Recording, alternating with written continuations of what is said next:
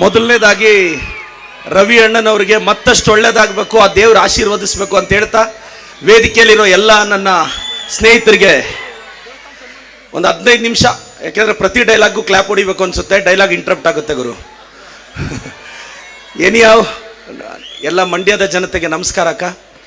ಎಲ್ಲ ಯಂಗ್ಸ್ಟರ್ಸ್ ಇದ್ದೀರಾ, ಜೀವನದಲ್ಲಿ ಏನೋ ಸಾಧಿಸಬೇಕು, ಅಚೀವ್ ಮಾಡಬೇಕು, ಕಡ್ದು ಕಟ್ಟೆ ಹಾಕಬೇಕು ಅಂತ ಕನಸಿರುತ್ತೆ. ಏನಾದರೂ ಅಚೀವ್ ಮಾಡೋಣ ಅಭದ್ರತೆ ಬರುತ್ತೆ. 4 ಜನ ಮೆಚ್ಚೋ ಥರ ಬದುಕೋಣಂದ್ರೆ 4 ಜನ ಸತ್ತು ಹೋಗ್ತಾರಲ್ಲ, ಆ ಕಾರಣಕ್ಕೆ ಯಾಕೆ ಅಚೀವ್ ಮಾಡಬೇಕು ಅನ್ಸ್ಬಿಡುತ್ತೆ. ಬಹಳಷ್ಟು ಜನ ಬ್ಯೂಟಿ ಇಲ್ಲ, ಸೌಂದರ್ಯ ಇಲ್ಲ ಅಂತ ಕೊರಗ್ತಾ ಇರ್ತಾರೆ. ನಾನು ಹೇಳ್ತಾ ಇರ್ತೀನಿ, ಐಶ್ವರ್ಯ ರೈ ಆಗಕ್ಕೆ ಅದೃಷ್ಟ ಇರ್ಬೇಕೇನೋ, ಮದರ್ ತೆರೇಸಾ ಆಗಕ್ಕೆ ಮನ್ಸಿದ್ರೆ ಸಾಕಲ್ಲ. ನೀವೆಲ್ಲ ಮದರ್ ತೆರೇಸಾ ತರ ಸೇವೆ ಮಾಡೋ ಮಟ್ಟಕ್ಕೆ ಬೆಳಿಬೇಕು ಅನ್ನೋದು ನನ್ನ ಆಸೆ. ಬಹಳಷ್ಟು ಜನ ಯುವಕ ಯುವತಿಯರಿಗೆ ಬದುಕೊಂದೊಂದ್ಸಲ ಬೇಜಾರಾಗುತ್ತೆ. ಬೆಳಗ್ಗೆ 9 ಗಂಟೆಗೆ ಸ್ಕೂಲ್ ಬೆಲ್ಲು ಬೇಜಾರು ತರಿಸುತ್ತೆ, ಅದೇ ಸ್ಕೂಲ್ ಬೆಲ್ಲು 4 ಗಂಟೆ ಖುಷಿ ಕೊಡುದ್ ಗುರು. ಟೈಮಿಗೆ ಕಾಯ್ಬೇಕಷ್ಟೇ, ಟೈಮಿಗೆ ಕಾಯ್ಬೇಕು. ಬಹಳಷ್ಟು ಜನ ದಂಪತಿಗಳಿದ್ದೀರಾ ಸರ್. ಈ ಮದುವೆ ಅನ್ನೋದೊಂದು ಬ್ಯೂಟಿಫುಲ್ ಜರ್ನಿ. ಮದುವೆ ಆಗಿರೋ ಮೊದಲನೇ ವರ್ಷ ಹೆಂಡತಿ ಮಾತನ್ನ ಗಂಡ ಕೇಳ್ತಾನೆ, 2ನೇ ವರ್ಷ ಗಂಡನ ಮಾತು ಹೆಂಡತಿ ಕೇಳ್ತಾರೆ, 3ನೇ ವರ್ಷ ಇವರಿಬ್ಬರು ಮಾತನ್ನ ಅಕ್ಕಪಕ್ಕದ ಮನೆಯವ್ರು ಕೇಳ್ತಾರೆ. ಇದು ದಾಂಪತ್ಯ, ಇದು ದಾಂಪತ್ಯ. ನಾನೆಲ್ರಿಗೂ ಹೇಳೋದಿಷ್ಟೇ, ಎಲ್ಲ ಯುವಕರಿದ್ದೀರಾ, ಬದುಕನ್ನ ಕಟ್ಕೋಬೇಕು ಅಂತಿದ್ದೀರಾ. ಜೀವನದಲ್ಲಿ ಗೆಲ್ಲೋದಿಕ್ 3 ಫಾರ್ಮುಲಾ ಇದೆ. ಮೊದಲನೇದು ಧೈರ್ಯ ಇರಬೇಕು, 2ನೇದು ತುಂಬಾ ಧೈರ್ಯ ಇರಬೇಕು, 3ನೇದು ಬಹಳ ಇಂಪಾರ್ಟೆಂಟ್, ಮೊದಲನೇದು 2ನೇದು ಮರ್ತೋಗ್ಬಾರ್ದು. ಗಟ್ಸ್ ಇದ್ರೇನೆ ಜೀವನದಲ್ಲಿ ಮೇಲ್ ಬರಕ್ ಸಾಧ್ಯ. ರವಿ ಅಣ್ಣಗಾಗ್ಲಿ ನಮ್ಮಂತವ್ರಿಗಾಗ್ಲಿ ರಾಜಕಾರಣದಲ್ಲಿ ಯಾವ ಆಸ್ತಿ ಅಂತಸ್ತು ಐಶ್ವರ್ಯ ಇತ್ತು ಅಂತ ವಿಧಾನಸೌಧಕ್ಕೆ ಹೋದ್ವಿ, ಗುಂಡಿಗೆ ಅನ್ನೋ ಗ್ರೌಂಡಲ್ಲಿ ಧೈರ್ಯ ಇತ್ತು. ನಾವೆಲ್ಲ ಸ್ಪೀಡ್ ಇರ್ಬೇಕಾಗಿರೋದು ಎನ್ಫೀಲ್ಡ್ ಅಲ್ಲ, ಫೀಲ್ಡ್ ಅಲ್ಲಿ. ಆವಾಗ್ಲೇ ರಾಯಲ್ ಆಗಿ ಬದುಕಕ್ಕಾಗೋದು ಅಂತ ನಂಬಿರೋರು. ಸುಮ್ನೆ ಗೆದ್ರೆ ವಿಕ್ಟರಿ, ಪಡಬಾರ್ದು ಕಷ್ಟಪಟ್ಟು ಗೆದ್ರೆ ಅದು ಹಿಸ್ಟರಿ. ನಾನೆಲ್ಲ ಇಲ್ಲಿ ಬಹಳಷ್ಟು ಜನ ತಂದೆ ತಾಯಿ ಅಂದ್ರೆ ಇದ್ದೀರಾ, ತಾಯಂದ್ರಿಗೆ ಒಂದು ಮಾತು ಹೇಳ್ಬೇಕು. ಏನ್ ಸಂಬಂಧಗಳು ಬದಲಾಗ್ತಿದೆ ಸರ್. ಹಾಲಲ್ಲಿರೋ ಅಮ್ಮನಿಗೆ ಈಗೋ ಬಿಟ್ಟು ಐ ಲವ್ ಯು ಹೇಳೋಣ ಅಂದ್ರೆ ರೂಮಲ್ಲಿರೋ ಮಡದಿ ಮುನಿಸ್ಕೊಂತಾಳೆ ಅನ್ನೋ ಅಹಂ ಅಡ್ಡ ಬರುತ್ತೆ. ಏನ್ ಮಾಡೋದು? ಹಾಲಲ್ಲಿರೋ ಅಮ್ಮನ ಮುಖದಲ್ಲಿ ಸಂತೋಷ ನೋಡಿದ್ರೆ ರೂಮಲ್ಲಿರೋ ಮಡದಿ ಮುನಿಸ್ಕೊಂತಾಳೆ ಅಂತ ಯೋಚನೆ ಮಾಡದೆ ಯಾವ ಸಂಸಾರಗಳು ನೆಮ್ಮದಿಯಾಗಿರಕ್ಕೆ ಸಾಧ್ಯ ಇಲ್ಲ. ನಾನೆಲ್ಲ 1-2 ಮಕ್ಕಳಿಗೆ ಜನ್ಮ ಕೊಟ್ಟರು ಎಲ್ಲ ಪೋಷಕರಿಗೊಂದು ರಿಕ್ವೆಸ್ಟ್ ಮಾಡ್ತೀನಿ, ಸರ್ ಕ್ಲೀನಾಗಿ ಯೋಚನೆ ಮಾಡಿ. ನಿಮ್ಗೊಂದು ಮಗನೋ ಮಗಳು ಆದ್ಮೇಲೆ ನೀವು 20-25 ವರ್ಷ ಒಳ್ಳೆ ಸ್ಕೂಲ್ಗೆ ಹಾಕ್ಬೇಕು, ಡಾಕ್ಟರ್ ಮಾಡಬೇಕು, ಇಂಜಿನಿಯರ್ ಮಾಡಬೇಕು, CA ಮಾಡಿಸ್ಬೇಕು, US ಕಳಿಸ್ಬೇಕು. ನೀವು 25-30 ವರ್ಷ ಬದುಕೋದೇ ನಿಮ್ಮ ಮಕ್ಕಳಿಗೋಸ್ಕರ. ಸಪೋಸ್ ನಿಮ್ಮ ತಾಯಿಗೂ ಚೆನ್ನಾಗಿಲ್ಲ, ನಿಮ್ಮ ಮಗಳಿಗೂ ಚೆನ್ನಾಗಿಲ್ಲದೆ ಇದ್ರೆ ನೀವು ನಿಮ್ಮ ಮಗಳನ್ನೇ ಫಸ್ಟ್ ಹಾಸ್ಪಿಟ್ಲಿಗೆ ಕರ್ಕೊಂಡು ಹೋಗೋದು, ಅಮ್ಮ ಮಾತ್ರೆ ಹಾಕೋ ಸರಿ ಹೋಗುತ್ತೆ ಅಂತ. ಸರ್ ಒಂದು ಸತ್ಯ ಮರ್ತೋಗ್ತಾ ಇದ್ದೀರಾ. ನಿಮಗೆ ಮದುವೆ ಆಗಿ ಮಕ್ಕಳಾದ್ಮೇಲೆ ನಿಮಗೆ ನಿಮ್ಮ ಮಕ್ಕಳು ಮುಖ್ಯ ಆದ್ರೂ ನಿಮ್ಮ ತಂದೆ ತಾಯಿಗಿಂತ ನಿಮ್ಮ ಮಕ್ಕಳಿಗೂ ಅವ್ರ ಮಕ್ಕಳೇ ಮುಖ್ಯ ಆಗ್ತಾರೆ, ನೀವಲ್ಲ. ಆ ಕಾರಣಕ್ಕೆ ಸ್ವಲ್ಪ ದುಡ್ಡು ಎತ್ತಿಟ್ಕೊಳ್ಳಿ ಸರ್. ಸರ್ ನಿಮಗ್ ಮಾತ್ರ ನಿಮ್ಮ ಮಗಳು ಮಗ ಫ್ಯೂಚರ್ ಮುಖ್ಯ, ನಿಮ್ಮ ಮಕ್ಕಳಿಗೆ ನೀವ್ ಹೆಂಗ್ ಮುಖ್ಯ ಆಗ್ತೀರಾ ಸರ್? ಅವ್ರಿಗೂ ಅವ್ರ ಮಕ್ಕಳೇ ಮುಖ್ಯ ಆಗೋದು. ಈ ಕ್ಲಾರಿಟಿ ಇದ್ರೆ ನೆಮ್ಮದಿಯಾಗಿರುತ್ತೆ. ಇನ್ನು ಕೆಲವರು ರಿಟೈರ್ಡ್ ಆಗಿರೋ ಟೀಚರ್ಸು, ಗೌರ್ಮೆಂಟ್ ಎಂಪ್ಲಾಯೀಸು, ಮಗನೋ ಮಗಳೋ ಯಾವ್ದಾದ್ರು ಟೈಮಲ್ಲಿ ಉಬ್ಬಿಸ್ಬಿಟ್ರೆ ಇರೋದೆಲ್ಲ ಡ್ರಾ ಮಾಡಿಕೊಟ್ಬಿಡ್ತಾರೆ. ಹಂಗೆಲ್ಲ ಮಾಡಬೇಡಿ, ಹಂಗೆಲ್ಲ ಮಾಡಬೇಡಿ. ಲೈಫಲ್ಲಿ ತುಂಬಾ ಮನೆಗಳಲ್ಲಿ ಸಪ್ತಸಾಗರ ಬೇಕಾದ್ರೆ ಕಾಲ್ ತೇವ ಮಾಡ್ಕೊಳ್ಳದೆ ದಾಟ್ಬೋದಂತೆ. ಸಂಸಾರ ಅನ್ನೋ ಮಹಾಸಾಗರನ ಕಣ್ಣಲ್ಲಿ ಕಣ್ಣೀರು ಹಾಕದೆ ದಾಟಕ್ಕೆ ಸಾಧ್ಯನೇ ಇಲ್ಲ. ಯಾವ ಕಾರಣಕ್ಕೆ ಬದುಕ್ತಿದೀವಿ ಯಾರಿಗೂ ಗೊತ್ತಿಲ್ಲ. 70, 80, 90 ವರ್ಷ ಚೆನ್ನಾಗಿ ಬದುಕಿ ಸೈಟ್ ತಗೊಂಡು ಮನೆ ಕಟ್ಟಿ 2 BHK 3 BHK ಬಿಲ್ಡಿಂಗ್ಗಳು ಕಟ್ಟಿ 75-80 ವರ್ಷ ಮಕ್ಕಳು engineers, doctors, USA UK settled. 75-80 ವರ್ಷಕ್ಕೆ ಎಲ್ಲೋ ಅಪ್ಪ ಹಾಸ್ಪಿಟ್ಲಲ್ಲಿ ಸತ್ತೋದ್ರೆ ಮಕ್ಕಳು ಕೇಳ್ತಾರೆ ಬಾಡಿ ಎಷ್ಟೊತ್ತಿಗೆ ತರ್ತಾರೆ ಅಂತ. ವಾರವ್ವ, 75 ವರ್ಷದ ಡ್ಯಾಡಿನ ಎಷ್ಟು ಬೇಗ ಬಾಡಿ ಮಾಡ್ತಾರಲ್ವಾ. ನಾವೇ ಕಟ್ಟಿರೋ ಮನೆಯಲ್ಲಿ ಹಾಲಲ್ಲಿಟ್ರೆ ಸೂತ್ಕ ಅಂತ ವರಂಡಾದಲ್ಲೆತ್ತು ಬಿಸಾಕ್ತಾರೆ. ಯಾವ ಕಾರಣಕ್ಕೆ ಬದುಕ್ತಾ ಇದೀವಿ ಸರ್? ದೇವ್ರಂತ ಮನುಷ್ಯ ಸತ್ತೋದ್ರೆ ಗಂಜಳ ಹಾಕೊಂಡು ಮನೆ ಒಳಗೆ ಬರ್ತಾರೆ. ಏನು ಶ್ರೇಷ್ಠತೆ ಸರ್ ನಮ್ದು. ತಿಥಿಯಲ್ಲಿ ಊಟ ಮಾಡಲ್ಲ ಅಂತಾರೆ, ಆ ಮನೆಯಲ್ಲಿ 100 ಸಲ ಊಟ ಮಾಡಿರ್ತಾರೆ. ಜಮೀನೇನಾದ್ರೂ 4-5 ಕೋಟಿ ಹೋದ್ರೆ ಸೆಂಟರಲ್ಲಿ ಹಾಕೋದೇ ಇಲ್ಲ, ಮೂಲೆಯಲ್ಲೆತ್ತು ಬಿಸಾಕ್ತಾರೆ. ಮೂಲೆಯಲ್ಲಿ 4 ಕುಂಟೆ ವೇಸ್ಟ್ ಆಗುತ್ತೆ ಅಂದ್ರೆ ಜನರಲ್ ಸ್ಮಶಾನಕ್ಕೋ ಬರ್ನಿಂಗ್ ಸೆಂಟರ್ಗೋ ಕರ್ಕೊಂಡೋಗಿ ಬಿಸಾಕ್ತಾರೆ. ಯಾವ ಕಾರಣಕ್ಕೆ ಬದುಕ್ತಾ ಇದೀವಿ? ಇರೋಷ್ಟು ದಿನ ನೆಮ್ಮದಿಯಾಗಿರೋದು. ದಯವಿಟ್ಟು ಹಿರಿಯರು ಇದನ್ನ ಅರ್ಥ ಮಾಡ್ಕೋಬೇಕು. ಹಿರಿಯರು ಇದನ್ನು ಅರ್ಥ ಮಾಡ್ಕೊಂಡ್ರೆ ಬದುಕು ಚೆನ್ನಾಗಿರುತ್ತೆ. ಇನ್ನು ನಮ್ಮ ಯಂಗ್ಸ್ಟರ್ಸು ಏನೊಂದು 16-18 ವರ್ಷ, 16ರಿಂದ 18 ವರ್ಷ, ನಮ್ಮಪ್ಪ ಗ್ರೇಟ್. 18ರಿಂದ 25 ವರ್ಷ ನೀನು ಸುಮ್ಮನೆ ಇರಪ್ಪ. 25ರಿಂದ 30 ವರ್ಷ ನಿನ್ಗೇನು ಗೊತ್ತಾಗಲ್ಲ, ಸುಮ್ಮನೆ ಇರಪ್ಪ. 40ರಿಂದ 50 ವರ್ಷ, ಅಮ್ಮ ಅಪ್ಪನ್ನ ಸೈಲೆಂಟ್ ಆಗಿರಕ್ಕೆ ಕೇಳು ಅಂತ. ಪ್ರತಿಯೊಬ್ಬ ಮಗನಿಗೆ ಅಪ್ಪ ಯಾವಾಗ ಗ್ರೇಟ್ ಅನಿಸ್ತಾನೆ ಗೊತ್ತಾ? ನನಗೆ ನಮ್ಮ ಅಪ್ಪ ಗ್ರೇಟ್ ಅನ್ಸೋ ಅಷ್ಟೊತ್ತಿಗೆ ನನ್ನ ಮಗನಿಗೆ ನಾನು ರಾಂಗ್ ಆಗಿರ್ತೀನಿ ಸರ್, ಆವಾಗಲೇ ನಮ್ಮ ಅಪ್ಪ ನಮಗೆ ಗ್ರೇಟ್ ಅನ್ಸೋದು. ಒಂದು 25 ವರ್ಷ ಮಕ್ಕಳನ್ನ ಬೆಳೆಸಿ ಸ್ವಲ್ಪ ದುಡ್ಡು ಪೋಸ್ಟ್ ಆಫೀಸಲ್ಲೋ, ನಾವು ಹೆಂಗೂ ಗೃಹಲಕ್ಷ್ಮಿ ಕೊಡ್ತಿದ್ದೀವಿ 24,000 ಎತ್ತಿಟ್ಕೊಳ್ರಕ್ಕ. 24,000 ಬರ್ತಿದೆ, ದಯವಿಟ್ಟು ಕೊಟ್ಬಿಡ್ಬೇಡ್ರಕ್ಕ ಮಕ್ಕಳಿಗೆ. ಅಕ್ಕ, ಒಬ್ಬ ಹುಡುಗನಿಗೆ ತಾಯಿ ಮುಖ್ಯನೇ ಹೆಂಡತಿ ಮುಖ್ಯನ ಅಂದರೆ ಪಬ್ಲಿಕ್ ಸ್ಪೀಚಲ್ಲಿ ಡೈಲಾಗ್ ಹೇಳ್ಬೋದು, ಇಬ್ಬರು ಮುಖ್ಯ, ನನಗೆ ತಾಯಿನೇ ಮುಖ್ಯ ಅಂತ. ಆದರೆ 99% ಅವ್ರ ಇನ್ಕ್ಲಿನೇಷನ್ ಹೆಂಡತಿ ಕಡೆನೇ ಇರುತ್ತೆ, ಹೆಂಡತಿ ಕಡೆನೇ ಇರುತ್ತೆ. ನಿಮ್ಗೆ ಭಾಳಷ್ಟು ಜನಕ್ಕೆ ಗೊತ್ತಾ ಸರ್, ಈ ಬ್ಯಾಚುಲರ್ ಹುಡುಗರು, ಮದುವೆ ಆಗದೆ ಇರೋ ಹುಡುಗರು ದೇವಸ್ಥಾನಕ್ಕೆ ಹೋಗ್ತಾರೆ, ಅಂಕಲ್ಗಳು ದೇವಸ್ಥಾನಕ್ಕೆ ಹೋಗ್ತಾರೆ. ಯಾಕೆ ಗೊತ್ತಾ? ಮದುವೆ ಆಗದೆ ಇರೋ ಹುಡುಗರು ದೇವಸ್ಥಾನಕ್ಕೆ ಹೋಗಿ ದೇವ್ರನ್ನ ಕೇಳ್ತಾರೆ, ದೇವ್ರೇ ಒಳ್ಳೆ ಹುಡುಗಿನ ಕೊಟ್ಟು ಮದುವೆ ಮಾಡು ಅಂತ. ಅಂಕಲ್ಗಳು ಯಾಕೆ ಹೋಗ್ತಾರೆ ಗೊತ್ತಾ ದೇವಸ್ಥಾನಕ್ಕೆ? ದೇವ್ರನ್ನ ಕೇಳಕ್ಕೆ. ಏನು ಕೇಳದೆ ನೀನು ಏನು ಕೊಟ್ಟೆ ಅಂತ ಕೇಳಕ್ಕೆ ಹೋಗ್ತಾರೆ. ಎಲ್ಲ ಗಂಡಸರು ಚಪ್ಪಾಳೆ ಹೊಡಿತಾ ಇದ್ದಾರೆ. ಎಲ್ಲ ಯಂಗ್ಸ್ಟರ್ಸ್ ಇದ್ದೀರಾ, ದಯವಿಟ್ಟು ಪ್ರೀತಿ, ಪ್ರೇಮ, ಪ್ಯಾರ್, ಮೊಹಬ್ಬತ್, ಇಷ್ಕ್ ಒಂದು 18-20 ವರ್ಷಕ್ಕೆ ಬಂದಿದ ತಕ್ಷಣ ಅವ್ರು ಇಲ್ಲ ಅಂದರೆ ಸತ್ತೋಗ್ತೀನಿ. ಇನ್ನು ಕೆಲವರು ಹುಡುಗರು ಸ್ಯೂಸೈಡ್ ಮಾಡ್ಕೊತಾರೆ. ಏಯ್, ಒಬ್ಬ ಹುಡುಗಿನ ಪ್ರೀತಿಸೋದು ಅಂದರೆ ಅವಳಿಗೋಸ್ಕರ ಸತ್ತೋಗೋದಲ್ಲ ಮಗ, ಎಷ್ಟೇ ಕಷ್ಟ ಆದರೂ ಅವಳಿಗೋಸ್ಕರ ಬದುಕೋದಲ್ಲ. ಅದು ಪ್ರೀತಿ ಅಂದರೆ, ಅದು ಪ್ರೀತಿ ಅಂದರೆ ಸ್ಯೂಸೈಡ್ ಮಾಡ್ಕೊಂಡು ಸತ್ತೋಗೋದಲ್ಲ. ಎಸ್, ಪ್ರೀತಿ ಅಂದರೆ ಬೈಕಿನ ಹಿಂದೆ ಖಾಲಿ ಇರೋ ಸೀಟ, ಪ್ರೀತಿ ಅಂದರೆ ಕಾಡುವ ಒಂಟಿತನಕ್ಕೆ ಉತ್ತರವ, ಪ್ರೀತಿ ಅಂದರೆ ಮನೆಯಲ್ಲಿ ಸಿಗೋದನ್ನ ಮತ್ತೆಲ್ಲೋ ಹುಡುಕುವ ಪ್ರಯತ್ನವ, ಪ್ರೀತಿ ಅಂದರೆ ಏನು? ಪದೇ ಪದೇ ಪದೇ ಪದೇ ಪದೇ ಪದೇ ಪ್ರೀತಿಸ್ಬೇಕು. ಸಾಧ್ಯ ಆದರೆ ಒಬ್ಬರನ್ನೇ, ಅದೇ ಅಸಾಧ್ಯ ಮಗ, ಅದೇ ಪ್ರಾಬ್ಲಮ್. ನಾನು ಎಲ್ರಿಗೂ ಹೇಳ್ತೀನಿ, ಎಲ್ಲ ತಾಯಂದ್ರಿದ್ದೀರಾ, ಅಕ್ಕ 2-3 ಜನ ಮಕ್ಕಳನ್ನ ಬೆಳೆಸಿ ಚೆನ್ನಾಗಿ ಓದಿಸಿರ್ತೀರಾ. ಭಾಳಷ್ಟು ಜನಕ್ಕೆ ಗೊತ್ತಿಲ್ಲದೆ ಇರೋದೇನು ಅಂದರೆ, ನಿನ್ನ ಫೇವ್ರೇಟ್ ಹೀರೋ ಯಾರು ಅಂದರೆ ಒಬ್ಬೊಬ್ರು ಒಂದೊಂದು ಹೆಸರು ಬರೀತಾರೆ, ನಿನ್ನ ಫೇವ್ರೇಟ್ ಹೀರೋಯಿನ್ ಯಾರಂದ್ರೆ ಒಬ್ಬೊಬ್ರು ಒಂದೊಂದು ಹೆಸರು ಬರೀತಾರೆ. ಈ ಸಲ ಸ್ಲ್ಯಾಮ್ ಬುಕ್ಕಲ್ಲಿ ಬರೀ ಮಗ, ನಿನ್ನ ಫೇವ್ರೇಟ್ ಹೀರೋ ಯಾರಂದ್ರೆ ನಿಮ್ಮ ಅಪ್ಪ ಅಂತ. ಯಾಕೆಂದ್ರೆ ಆಕ್ಟಿಂಗ್ ಮಾಡದೆ ಹೀರೋಯಿಸಮ್ ತೋರಿಸ್ದವ್ ನಿಮ್ಮ ಅಪ್ಪ ಒಬ್ಬನೇ.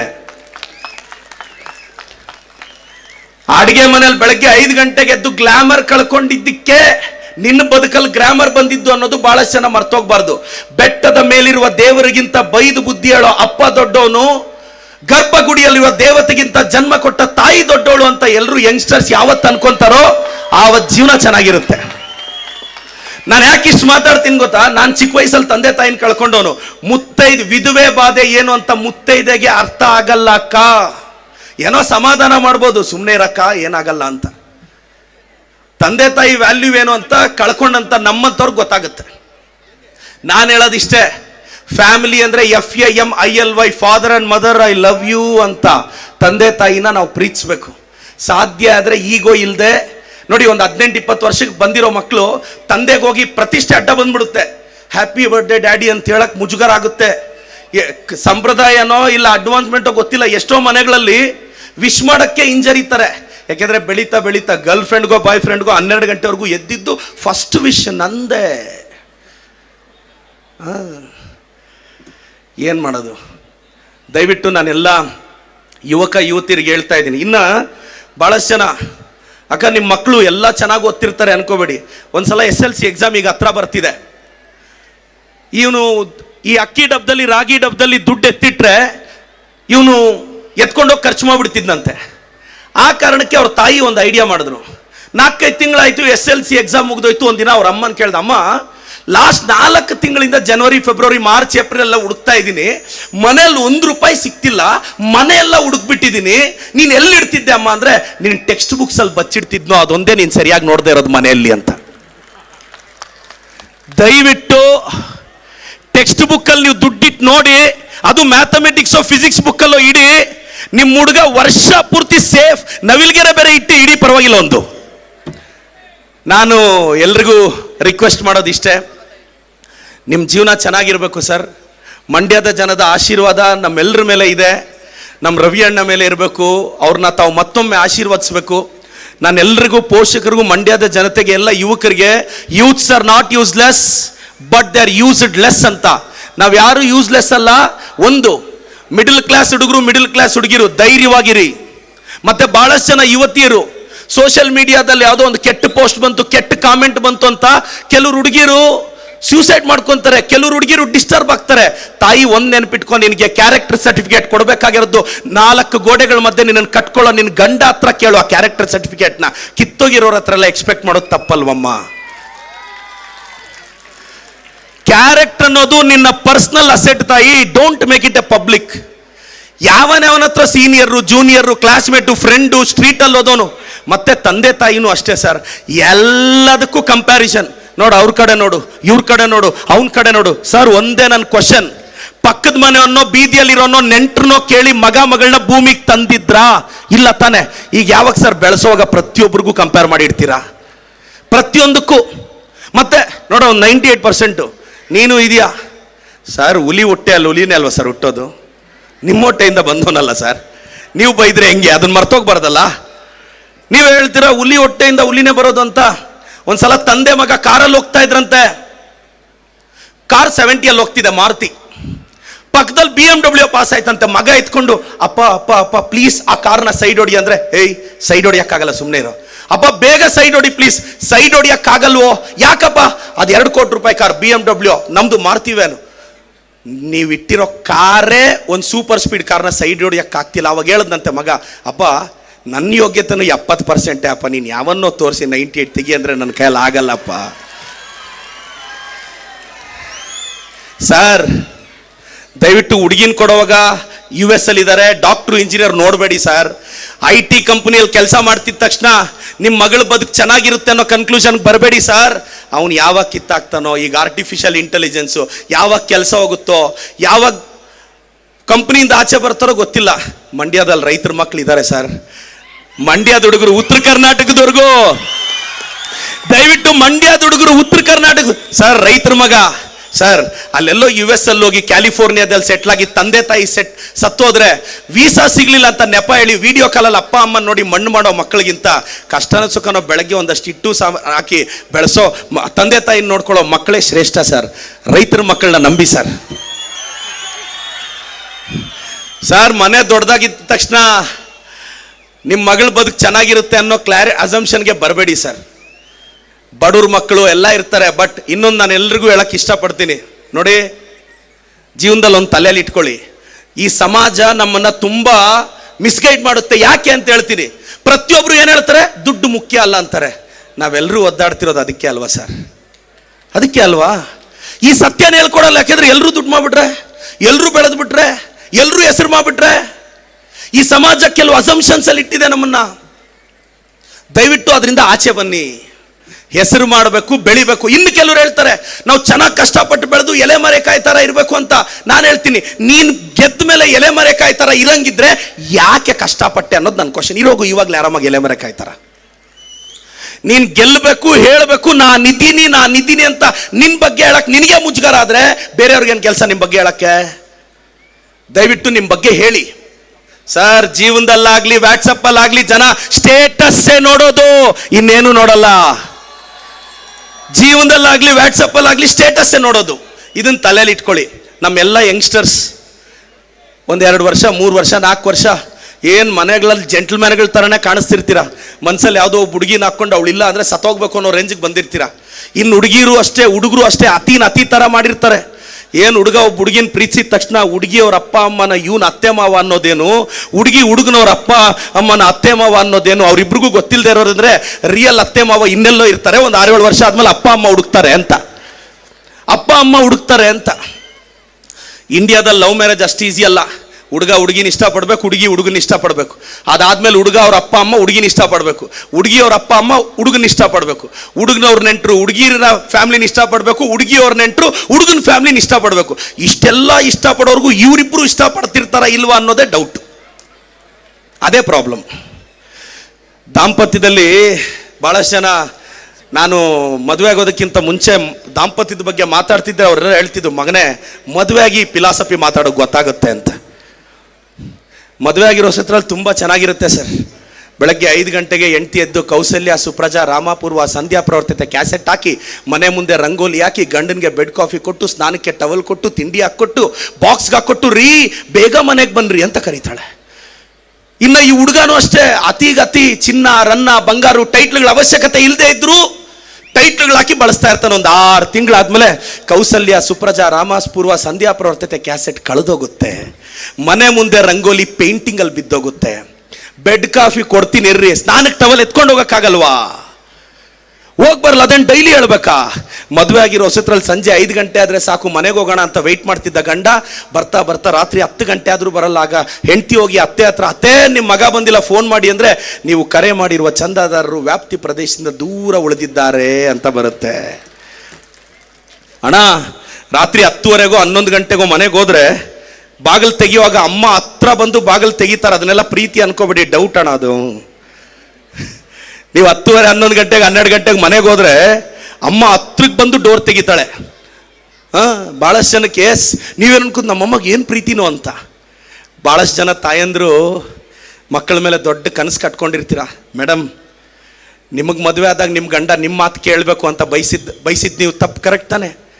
ಬಿಟ್ಬಿಡಿ ಮೇಡಮ್, 25 ವರ್ಷ ಅವ್ನ ಪಾಡ್ಗೆ ಅವ್ನು ಓಡಾಡ್ಕೊಂಡಿರ್ತಾನೆ ಊರಲ್ಲಿ. ಅತಿ ಮಾಡಿದ್ರಿ ಯಾವಾಗ ನನಗೆ ಸೊಸೆ ಕೊಡ್ತೀಯಾ, ಯಾವಾಗ ಸೊಸೆ ಕೊಡ್ತೀಯಾ, ಮನೆಗೆ ಮಹಾಲಕ್ಷ್ಮಿನ ತರ್ತೀಯಾ, ಸರಸ್ವತಿನ ತರ್ತೀಯಾ, ಆರಾಮಾಗಿ ಓಡಾಡ್ಕೊಂಡಿದ್ದ. ನೀವೇ ಅವನಿಗೆ ಮದುವೆ ಮಾಡಿದ್ರಿ. ಈಗ ಮದುವೆ ಮಾಡಿದ್ಮೇಲೆ ಹೆಂಡತಿ ಮಾತು ಕೇಳ್ತಾನೆ ಅಂತ. ಮೇಡಮ್ ಪಕ್ಕದ ಮನೆಯವ್ರ ಮಾತು ಕೇಳಿದ್ರೆ ಸುಮ್ಮನೆ ಇರ್ತೀರಾ? ಅತ್ತೆ ಸೊಸೆ ಒಂದಾಗ್ತಾರೆ ಮತ್ತೆ. ಯಾಕಿದು ಹೇಳ್ತಾ ಇದ್ದೀನಿ ಅಂದರೆ, ನಾನು ಎಲ್ರಿಗೂ ರಿಕ್ವೆಸ್ಟ್ ಮಾಡೋದು, ದಯವಿಟ್ಟು ನಿಮ್ಮ ಮಕ್ಕಳನ್ನ ಜವಾಬ್ದಾರಿಯಿಂದ ಬೆಳೆಸಿ. ಮಕ್ಕಳಿಗೋಸ್ಕರ ಆಸ್ತಿ ಅಲ್ಲ, ಮಕ್ಕಳನ್ನೇ ಆಸ್ತಿಯನ್ನಾಗಿ ಮಾಡಿ. ಸೋತೋದ್ರೆ ಪರವಾಗಿಲ್ಲ, ಮನೆಗೆ ಬಂದಾಗ ನೋಡಿ, ಭಾಳಷ್ಟು ಜನ ತಾಯಂದ್ರಿಗೆ ಗೊತ್ತಿರೋ ವಿಚಾರ ನೀವು ಗಮನಿಸಿ ನೋಡಿ. ನೀನು ಗೆದ್ದು ಮನೆಗೆ ಬರ್ತೀಯೋ ಸೋತ್ ಮನೆಗೆ ಬರ್ತೀಯೋ, ನಿಮ್ಮ ಅಮ್ಮಗೆ ಗೊತ್ತಿರೋ ಒಂದೇ ಆನ್ಸರ್, ಫಸ್ಟ್ ಊಟ ಮಾಡೋಗ್ ಮಗ ಅಂತಾರೆ. ನಿಮ್ಮ ಅಮ್ಮಗೆ ಗೊತ್ತಿರೋ ಒಂದೇ ಆನ್ಸರ್, ಸಾಧ್ಯ ಆದರೆ ತಾಯಿನ ಕಡಿಮೆ ಹರ್ಟ್ ಮಾಡೋಣ, ತಂದೆನ ಕಡಿಮೆ ಹರ್ಟ್ ಮಾಡೋಣ. ತಂದೆ ತಾಯಿ ನಾವು ಹರ್ಟ್ ಮಾಡೇ ಮಾಡ್ತೀವಿ ಸರ್, ಮಾಡದೇ ಇರೋಕ್ಕಾಗಲ್ಲ.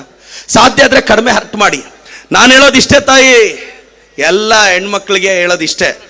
ಅವ್ರು ನೋಡಿದ ಸ್ಕೂಲ್ಗೆ ಹೋದ್ರಿ, ಅವ್ರು ಕಳಿಸಿದ ಕಾಲೇಜ್ಗೆ ಹೋದ್ರಿ, ಅವ್ರು ಕೊಡಿಸಿದ ಬಟ್ಟೆ ಹಾಕ್ಕೊಂಡ್ರಿ, ಅವ್ರು ಹೇಳಿದ ಮಾತೆಲ್ಲ ಕೇಳಿದ್ರಿ. ಸಾಧ್ಯ ಆದರೆ ಚೌಲ್ಟ್ರಿ ಬುಕ್ ಮಾಡೋ ಆಪ್ಷನ್ನು ಅವ್ರು ಕೊಟ್ಟು ಬಿಡಿ ಅಂತ. ಅದೊಂದೇ ನಿಮ್ಮ ಮೇಲೆ ಅವ್ರು ಇಟ್ಕೊಂಡಿರೋ ಎಕ್ಸ್ಪೆಕ್ಟೇಷನ್ನು. ಚೌಲ್ಟ್ರಿನೂ ಅವರೇ ಬುಕ್ ಮಾಡಕ್ಕೆ ಬಿಟ್ಬಿಡಿ. ನಿಮ್ಮ ತಂದೆ ತಾಯಿಗೆ ನೋಡಿ, ಕೇಳಿ ನೋಡಿ, ಈಗ ಒಂದು 20-22ರಲ್ಲಿರೋ ಹೆಣ್ಮಕ್ಳು ಅಪ್ಪ ಅಮ್ಮನ ಕೇಳಿ ನೋಡಿ. ನಿನ್ನ ಮದುವೆನ ಗ್ರ್ಯಾಂಡಾಗಿ ಮಾಡಬೇಕು, ನೆಂಟ್ರ ಮನೆಗಳಿಗೆಲ್ಲ ಹೋಗ್ಬೇಕು, ಇನ್ವಿಟೇಷನ್ ಕೊಡಿಬೇಕು, ಬರಬೇಕು, ಗ್ರ್ಯಾಂಡಾಗಿ ಮದುವೆ ಮಾಡಬೇಕು. ಇನ್ನೇನು ಇಲ್ಲ ತಂದೆ ತಾಯಿಗೆ ಆಸೆ. ಎಲ್ರಿಗೂ ಧೈರ್ಯವಾಗಿರಿ ಸರ್, ನಥಿಂಗ್ ಇಸ್ ಹ್ಯಾಪನ್, ತಲೆಗೆಡಿಸ್ಕೋಬೇಡಿ.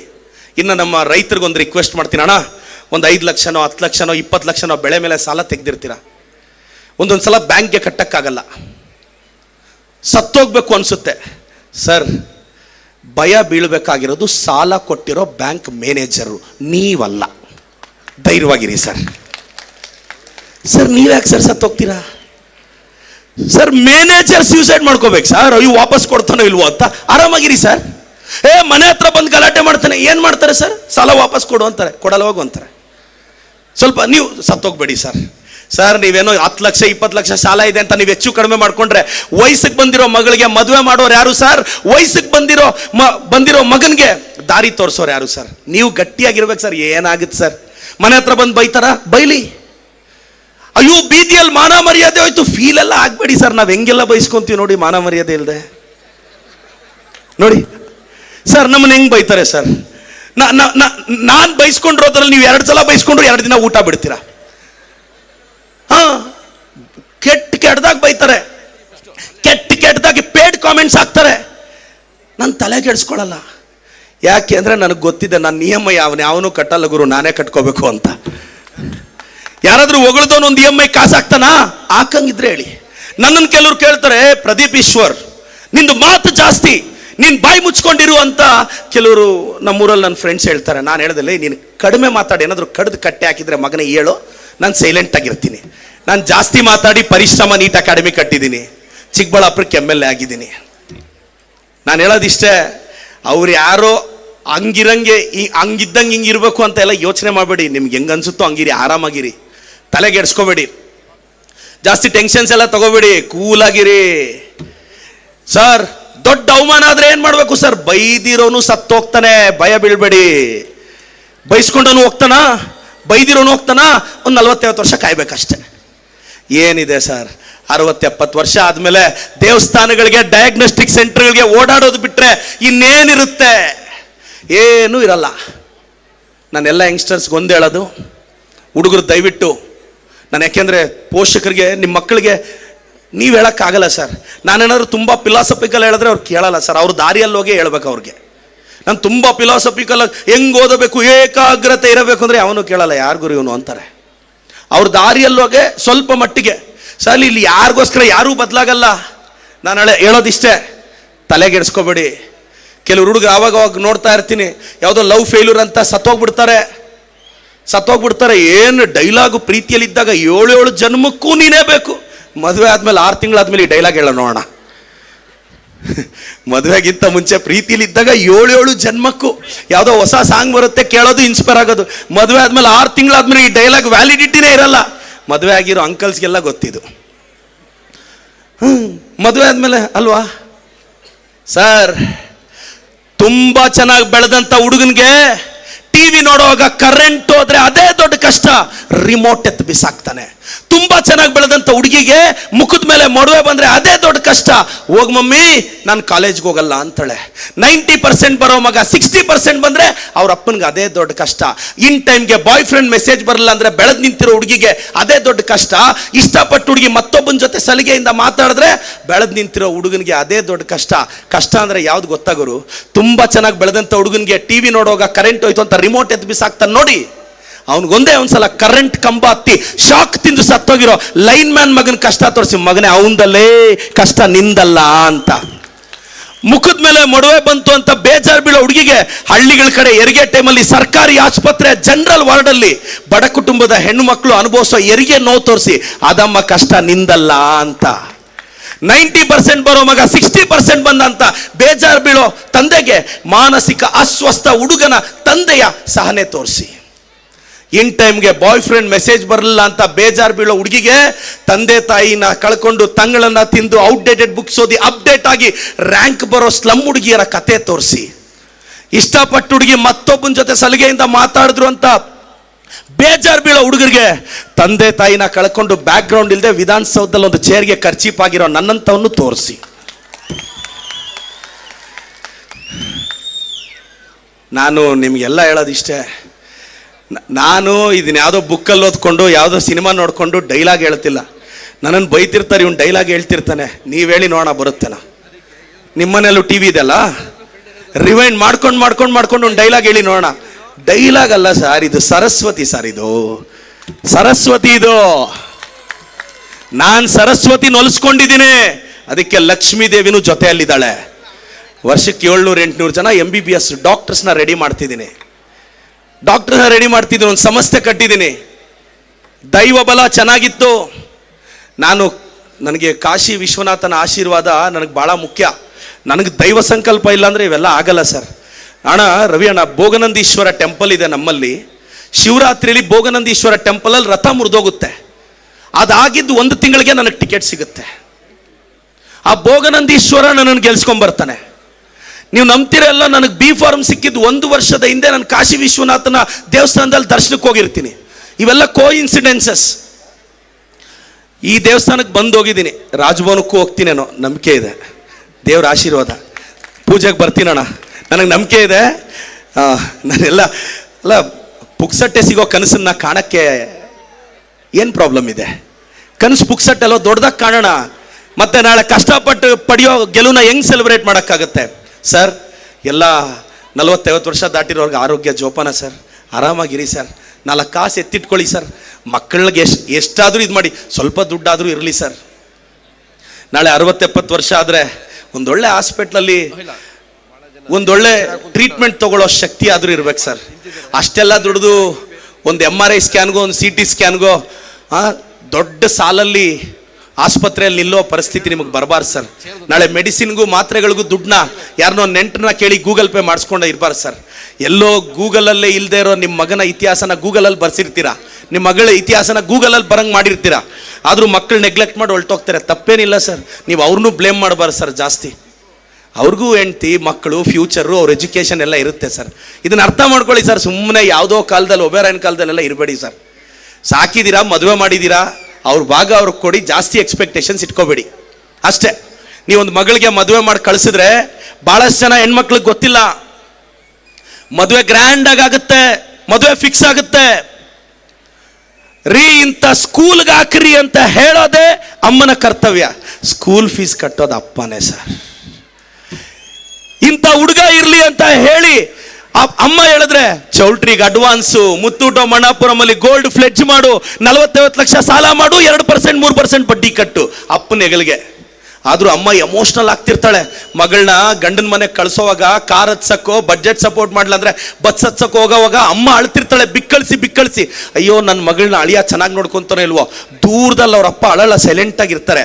ಯಾಕೆಂದ್ರೆ ಅವ್ರ ಅಪ್ಪ ಸೈಲೆನ್ಸಲ್ಲಿ ಒಂದು ಮೆಸೇಜ್ ಇದೆ, ಅಪ್ಪಿ ತಪ್ಪಿ ಅವ್ನ ಕೈ ಕೊಟ್ಟರೆ ಮತ್ತೆ ಯುವರಾಣಿ ಥರ ನಾನು ನೋಡ್ಕೊತೀನಿ ಹೋಗ್ ಮಗಳೇ ಅನ್ನೋ ಈ ಮೆಸೇಜ್ನ ಎಷ್ಟು ಜನ ಹೆಣ್ಮಕ್ಳು ಅರ್ಥ ಮಾಡ್ಕೊತಾ ಇದ್ದಾರೆ? ನಿನ್ನ ಗೆಲುವಿನ ಹಿಂದೆ ಇರೋದೇ ನಿಮ್ಮ ತಾಯಿ, ಆದರೆ ನಿಮ್ಮ ತಾಯಿಯ ಯಶಸ್ಸೇ ನಿಮ್ಮ ತಂದೆ ಅಲ್ವಾ? ಈ ಡೈಲಾಗ್ ಹೇಳ್ತಾ ಇಲ್ಲ ಸಮಾಜದಲ್ಲಿ. ದುಡ್ದು ಎಲ್ಲ ಎಸ್, ನಮ್ಮ ಕನಸೇನು 25-26 ವರ್ಷ ನಮಗೋಸ್ಕರ ಬದುಕ್ರೆ, 75 ವರ್ಷ ಮಕ್ಕಳಿಗೋಸ್ಕರ ಬದುಕೋದು. ದಯವಿಟ್ಟು ಸಾಧ್ಯ ಆದರೆ ನಿಮಗೆಲ್ಲ ಒಳ್ಳೇದಾಗಬೇಕು ಸರ್. ನಾನೆಲ್ಲ ಮಂಡ್ಯ ಜನತೆನ ರಿಕ್ವೆಸ್ಟ್ ಮಾಡ್ತೀನಿ, ನಾನೆಲ್ಲ ಯಂಗ್ಸ್ಟರ್ಸ್ನ ರಿಕ್ವೆಸ್ಟ್ ಮಾಡ್ತೀನಿ, ಪಾಲಿಟಿಕ್ಸ್ಗೆ ಬರಬೇಕಾ ಬಾ, ಬೈಸ್ಕೊಳ್ಳೋ ದಮ್ಮು ತಾಕತ್ತಿದ್ರೆ ಬಾ. ಸೋಷಿಯಲ್ ಮೀಡಿಯಲ್ಲಿ ಬೈತಾರೆ, ಟ್ರಾಲ್ ಮಾಡ್ತಾರೆ, ರೀಲ್ಸ್ ಮಾಡ್ತಾರೆ, ಕೆಟ್ಟದಾಗ ಬೈತಾರೆ, ಬೈಲಿಲ್ಲ ಅಂದರೆ ದುಡ್ಡು ಕೊಟ್ಟು ಕಾಮೆಂಟ್ ಹಾಕ್ಸ್ತಾರೆ. ನಮ್ಮನ್ನು ಸ್ಪೀಕರು ಬೈತಾರೆ.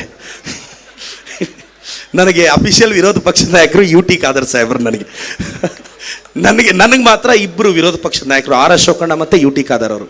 ನಾನು ಅದೃಷ್ಟವಂತ ಸರ್, ಅದು ನಿಮ್ಗೆ ಯಾರಿಗೂ ಅದೃಷ್ಟ ಇಲ್ಲ, ನಾನು ಭಾಳ ಅದೃಷ್ಟವಂತ.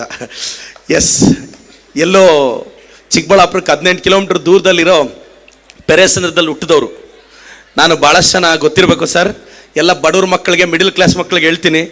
ನನ್ನ ತಂದೆ ತಾಯಿ ನನಗೆ 16 ವರ್ಷ ಇದ್ದಾಗ ತೀರ್ಕೊಂಡಾಗ ನಮ್ಮೂರಲ್ಲಿ ಕೆಲವರೆಲ್ಲ ಹೇಳೋರು, ಪ್ರದೀಪ್ ದೇವಸ್ಥಾನದಲ್ಲಿ ಮದುವೆ ಆಗು, ಒಂದು 200 ಜನ ಬರ್ಬೋದು, ನಾನು ಒಂದು ತಿಂಡಿ ಒಂದು ರೈಸ್ ಬಾತ್ ನಾನು ಮಾಡಿಸ್ತೀನಿ, ಮದುವೆಗೆ ಒಂದು 50,000 1 ಲಕ್ಷ ನಾವ್ಯಾರೋ ಎಲ್ಲ ಹಾಕ್ಕೊಂಡು ಪಾಪ ಅಪ್ಪ ಅಮ್ಮ ಇಲ್ದಾರೆ ಹುಡುಗನಪ್ಪ ಅಂದರು. ನಾನು ಅದನ್ನು ಸಿಂಪತಿಯಾಗಿ ತೊಗೊಳ್ಳಿಲ್ಲ, ಚಾಲೆಂಜಾಗಿ ತೊಗೊಂಡೆ. ನನ್ನ ಮದುವೆನ ತಾಜ್ ವೆಸ್ಟ್ ಸ್ಟ್ಯಾಂಡಲ್ಲೇ ಅದೇ. 2 ವೀಲರ್ ತಗೊಳ್ಳೋಕ್ಕೆ ಡೌನ್ ಪೇಮೆಂಟ್ ಇರಲಿಲ್ಲ. ಈಗ BMW ಕಾರ್ 2 ಕೋಟಿದು ಆ ಕಡೆ ನಿಲ್ಲಿಸಿ ಬಂದಿದ್ದೀನಿ. ಇದೆಲ್ಲ ಕಷ್ಟಪಟ್ಟು ದುಡಿದಿದ್ದು, ನನ್ನ ಪರಿಶ್ರಮದಿಂದ ಬಂದಿದ್ದು. ಕೋಚಿಂಗ್ ಸೆಂಟರ್ ಅಂದರೆ ಬೆಂಗಳೂರಲ್ಲಿ ಆಂಧ್ರದವರು ರಾಜಸ್ಥಾನವ್ರ ಮಧ್ಯೆ ಕನ್ನಡದವ್ನು ಯಾವನು ಎದ್ದೇಳಕ್ಕಾಗಿರಲಿಲ್ಲ. ಲಾಂಗ್ ಟರ್ಮ್ ಅಂದರೆ ಮೆಡಿಕಲ್ ಅಂದರೆ ಇಲ್ಲ ಆಂಧ್ರ ಇಲ್ಲ ರಾಜಸ್ಥಾನ್ ಅಂಥವ್ರಿಗೆಲ್ಲ ಸೆಟ್ ಹೊಡೆದು ಒಬ್ಬ ಕನ್ನಡದ ಹುಡುಗ ಬೆಂಗಳೂರು ಮಾರ್ಕೆಟಲ್ಲಿ ನಿಂತಿದ್ದಾನೆ. ಅದು ಪ್ರದೀಪ್ ಈಶ್ವರ್ ಪರಿಶ್ರಮ ಅಕಾಡೆಮಿ. ನಮ್ಮ ಹತ್ರ ದೊಡ್ಡ ಫೀಲ್ಡ್ ಇಲ್ಲ, ದೊಡ್ಡ ಇನ್ಫ್ರಾಸ್ಟ್ರಕ್ಚರ್ ಇಲ್ಲ, ಧೈರ್ಯ ಇದೆ ಅಷ್ಟೇ. ನನ್ನ ಹತ್ರ 3 ಕಾಸ್ಟ್ಲಿಯಸ್ಟ್ ಥಿಂಗ್ಸ್ ಇದೆ. ಒಂದು ಐಫೋನು, 2ನೇದು BMW, 3ನೇದು ಸ್ವಿಸ್ ಬ್ಯಾಂಕ್ ಕಡ ಇಟ್ಟರು ಪರ್ಚೇಸ್ ಮಾಡೋಕ್ಕಾಗ್ದಾರ ನನ್ನ ಧೈರ್ಯ. ಅದೊಂದೇ ಏನಿದೆ ಕಳ್ಕೊಳಕ್ ನಮ್ಮ ಹತ್ರ. ಬಂದಿದ್ದೆ ಬೀದಿಯಿಂದ, ಎದ್ದು ಬಂದಿರೋದು ಬೀದಿಯಿಂದ. ನನಗೆ ಹೇಳ್ತಾರೆ, ನೀನು ಜಾಸ್ತಿ ಮಾತಾಡ್ತಿದ್ಯಾ, ನೆಕ್ಸ್ಟ್ ಎಲೆಕ್ಷನ್ ಸೋತೋಗ್ತೀಯ. ನಾನು ಹೇಳಿ ಹೋಗಲೇ, ಮೊನ್ನೆ ಗೆದ್ದಿದ್ದೆ ಗ್ರೇಟ್ ನಾನು ಒಂದು. ನಾನು ಆರಾಮಾಗಿದ್ದೀನಿ. ನನಗೆ ಸುಮ್ಮನೆ ಯಾರಾದ್ರೂ ಜ್ಞಾಪಿಸ್ತಾರೆ, ನೆಕ್ಸ್ಟ್ ಎಲೆಕ್ಷನ್ ನೀನು ಹುಷಾರು, ಸೋಲಿಸ್ಬಿಡ್ತಾರೆ. ಬೇಡ, ಲೈಫ್ ಟೈಮ್ ಮಾಜಿ ಪೆನ್ಷನ್ ಬರುತ್ತೆ 40,000. ಆರಾಮಾಗಿ ಕೇಳಿ. ನಾನು ಮಾಜಿ MLA ಆಗಿ ಏನಿದ್ರು ನೀವು ಅಲ್ಲ ಜನ ಮಾತಾಡೋದು. ನನ್ನನ್ನು ಇವತ್ತು ನೀವು ಒಂದು ಮೋಟಿವೇಶ್ನಲ್ ಸ್ಪೀಕರ್ ಆಗಿ ಅಕ್ಸೆಪ್ಟ್ ಮಾಡಿದ್ದೀರಾ. ನನ್ನ ಪೊಲಿಟಿಕಲ್ ಪೊಸಿಷನ್ ನಿಮಗೆ ಯಾಕೆ ಅಲ್ವಾ? ನಾನು ಚಾಕ್ ಪೀಸ್ ಹಿಡಿದ್ರೆ ಸಾಕು, ಮತ್ತೆ ಕೋಟಿಗಳ ಎಂಪೈರ್ನ ಕಟ್ತೀನಿ. ನನಗೊಂದು ಚಾಕ್ ಪೀಸ್ ಸಾಕಷ್ಟೇ, ಸಿಗ್ನೇಚರ್ ಹಾಕಕ್ಕೆ ಪೆನ್ನೇ ಬೇಕಾಗಿಲ್ಲ. ನಾನು ಎಲ್ರಿಗೂ ಹೇಳ್ತಾ ಇರ್ತೀನಿ, ಎಸ್ ನಾನು ಧೈರ್ಯವಾಗಿದ್ದೆ. ನನ್ನ ಫ್ರೆಂಡ್ಸ್ ಎಲ್ಲ ಹೇಳೋದು, SLCಯಲ್ಲಿ ನಾನು ಎಲ್ರಿಗೂ ಹೇಳ್ತಾ ಇದ್ದೆ, SLCಯಲ್ಲಿ ನಾನು ಟಾಪರ್ ಆಗ್ತೀನಿ ಅಂತ. ನಮ್ಮ ಬ್ಯಾಚವರೆಲ್ಲ ಹೇಳಿದ್ರು, ಇಂಗ್ಲೀಷ್ ಕಷ್ಟ, ಕನ್ನಡ ಕಷ್ಟ, ಒಬ್ಬರು ಎಲ್ಲ ಏನೇನೋ ಬರೀತಿದ್ರು. ನಾನು ಡಿಸೈಡ್ ಆದೆ, ಒಂದೊಂದು ಚಾಪ್ಟರ್ಗೆ 2 ಪೇಜ್ ಸಮ್ಮರಿ ಮಾಡ್ಕೊಂಡಿದ್ದೆ. ನಾವು Kannada medium sir, English pass ಆಗೋದೇ ಕಷ್ಟ. ಯಾಕೆಂದರೆ ನಮಗೆ ಗೊತ್ತಿದೆ ಇಂಗ್ಲೀಷ್ ಇರೋದೇ ತಪ್ಪು ಮಾತಾಡೋಕ್ಕೆ, ಕರೆಕ್ಟಾಗಿ ಮಾತಾಡೋಕ್ಕೆ ಕನ್ನಡ ಇದೆ ಅಲ್ಲ ಅಂತ.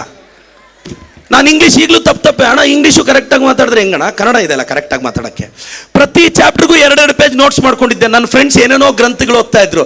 ನಾನು ಏನು ಕ್ವಶನ್ ಕೇಳಿದ್ರು ಆ 2 ಪೇಜ್ ಆನ್ಸರ್ ಫಿಕ್ಸ್. 94 ಬಂದ್ಬಿಡ್ತಾಣ. ನನಗೆ ಆವಾಗ ಅರ್ಥ ಆಯಿತು, ಎವ್ಯಾಲ್ಯೂಷನ್ ಮಾಡಿರೋ ನನಗಿಂತ ಬ್ರಿಲಿಯಂಟ್ ಅಂತ. ಎಸ್, ಯಾರಿಗೆ ಗೊತ್ತು. ನಾನು ಶಾಕ್. ನನ್ನ ಟಾಪರ್ ಅಣ್ಣ 10th ಅಂದರೆ ಸೆಕೆಂಡ್ ಟಾಪರು. ನನ್ನ ಫ್ರೆಂಡ್ ಆ ಹುಡುಗಿ ಟಾಪರ್ ಆಗಬೇಕು ಅಂತ, ಹುಡುಗಿ ಗೆಲ್ಲಬೇಕು ಅಂತ ಆಸೆ ಇತ್ತು ನನಗೆ. ಅದಕ್ಕೆ ಫಸ್ಟ್ ಟಾಪರು ಹುಡುಗಿ ಆದ್ಲು. ನಾನು ಸೆಕೆಂಡ್ ಆಗಿದ್ದಕ್ಕೆ ತಾನೇ ಅವ್ರು ಫಸ್ಟ್ ಬಂದಿದ್ದು. ನಾನು ಫಸ್ಟ್ ಬಂದಿದ್ದರೆ ಅವ್ರು ಸೆಕೆಂಡ್ ಬರೋರಾ? ನಾನು ಸೆಕೆಂಡ್ ಬಂದಿದ್ದಕ್ಕೆ ಅವ್ರು ಫಸ್ಟ್ ಬಂದಿದ್ದು. ಅದಕ್ಕೆ ಕ್ರೆಡಿಟ್ ನನಗೆ ಹೋಗ್ಬೇಕು. ಎನಿಹಾವ್, ಕನ್ನಡ ಮೀಡಿಯಮ್ ಮುಗಿಸ್ಕೊಂಡು ಬಂದ್ವಿ. PUC ಎಲ್ಲ ಆಯಿತು, ರಾಜಕಾರಣಕ್ಕೆ ಬಂದಿದ್ದೀವಿ. ತಿಮಿಂಗ್ಲಗಳ ಮಧ್ಯೆ ಈಜ್ತಾ ಇದ್ದೀವಿ. ಇನ್ನು 20-30 ವರ್ಷಕ್ಕೆ ಈ ರಾಜಕಾರಣದಲ್ಲಿ ಎಲ್ಲೋಗಿ ತಲುಪ್ತೀವೋ ಒಂದಂತೂ ಸತ್ಯ, ಕಷ್ಟನೋ ಸುಖನೋ ಧೈರ್ಯವಾಗಂತೂ ಬದುಕ್ತೀವಿ, ಯುವಕರಿಗೆ ಆಶಾಕಿರಣವಾಗಂತೂ ಇರ್ತೀವಿ. ನಾನು ನಿಮ್ಮೆಲ್ಲರಿಗೂ ರಿಕ್ವೆಸ್ಟ್ ಮಾಡ್ತೀನಿ ಸರ್, ಆರೋಗ್ಯ ಹುಷಾರು, ನಿಮ್ಮ ಭವಿಷ್ಯ ಹುಷಾರು. ಹುಡುಗಿರು ಪ್ಲೀಸ್ ಜಾಸ್ತಿ ಡಿಸ್ಟರ್ಬ್ ಆಗಬೇಡಿ, ತಲೆಗೆಡ್ಸ್ಕೋಬೇಡಿ, ಅಪ್ಸೆಟ್ ಆಗಿ ಲವಲ್ ಫೇಲ್ಯೂರ್ ಆದ್ವಿ ಅಂತ ಸತ್ತೋಗಕ್ಕೆ ಹೋಗ್ಬೇಡಿ. 1-2 ದಿನ ನೆಮ್ಮದಿಯಾಗಿರಿ, ಸ್ನಾನ ಮಾಡಿ, ತಲೆ ಬಾಚ್ಕೊಳ್ಳಿ, ಮಂಡ್ಯ ಎಲ್ಲ ರೌಂಡ್ ಹಾಕಿ. ಅಷ್ಟು ದೊಡ್ಡೂರಲ್ಲಿ ಇನ್ನೊಂದು ಹುಡುಗಿ ಸಿಗಲ್ವಾ ಏನು? Thank you so much sir. Ravi ಅಣ್ಣ, ಆಲ್ ದಿ ಬೆಸ್ಟ್. ನೀನು ನೆಕ್ಸ್ಟ್ ಟೈಮ್ ಗೆಲ್ಬೇಕು ರವಿ ಅಣ್ಣ. Thank you.